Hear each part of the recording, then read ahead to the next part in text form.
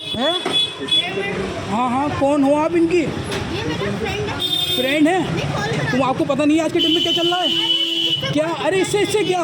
अरे इससे उससे क्या कह रही हैं आप? ये बताइए। हाँ कराइए, घर पे बात कराइए, कराइए घर पे बात। आपको आज के माहौल नहीं चल रहा है, दिख रहा है? अरे भैया सब क्या भैया, क्या भैया?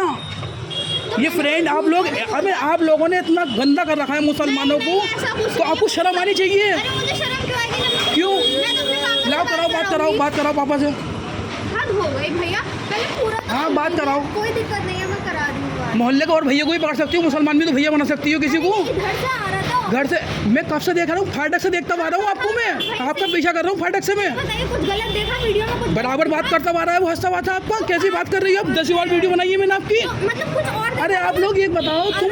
हाँ बात कराओ पहले मेरी, लाओ बात कराओ। अरे हाँ, कौन है भाई आपकी? कौन ही है? मेरा हैं? ये दोस्त है? अच्छा। क्या नाम है? ये तो फाटक की तरफ से आ रहा था, तो मैंने कॉल कर दी। अरे घर जानता, भाड़ में जाए घर। लगे ना, मैं पार करा दूँ। वीडियो वगैरह सीन नहीं चल रहा।